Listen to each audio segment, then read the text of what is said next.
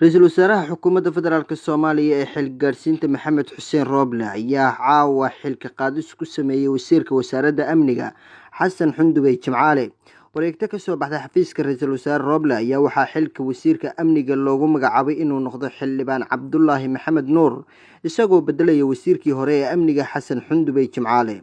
Ra'iisul Wasaaraha Xukuumadda Federaalka Soomaaliya ayaa u mahadceliyay wasiirkii hore ee amniga gudaha Xasan Xundubey Jimcaale shaqadii wanaagsaneed ee uu soo qabtay muddadii uu xilka hayay. Khilaafka u dhexeeya Ra'iisul Wasaare Maxamed Xuseen Rooble iyo Madaxweynaha Maxamed Cabdullaahi Farmaajo ayaa gaaray heerkii ugu xumaa, kaasoo ka dhashay kiiskii Ikraan Tahliil Faarax oo la sheegay in la dilay. Warka qoraalka ee ka soo baxay xafiiska Ra'iisul Wasaaraha ayaa lagu yiri Ra'iisul Wasaaraha Xukuumadda Federaalka Soomaaliya Maxamed Xuseen Rooble oo tixgelinaya baahida loo qabo dardargelinta howlaha amniga dalka, tayeynta hay'adaha amniga iyo howlaha baaxadda leh ee horyaala Xukuumadda Federaalka Soomaaliya, wuxuu maanta oo ay taariikhdu tahay 8 bisha 9aad 2021 Mudane Cabdullaahi Maxamed Nuur u magacaabay wasiirka amniga gudaha.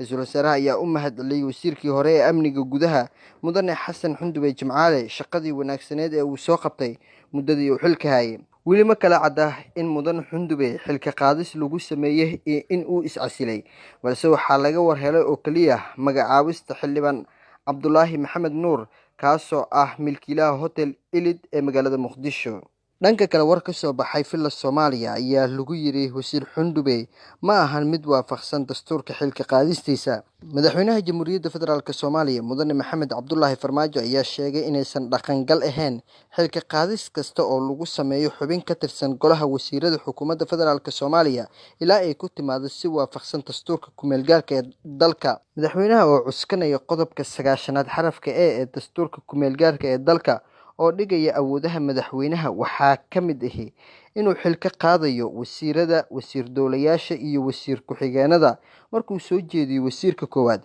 ayaa sheegay in xilka qaadista wasiirka amniga gudaha Mudane Xasan Xundubey Jimcaale aysan ku imaanin sifo sharci ah, sidaas darteed aysan dhaqangal ahayn.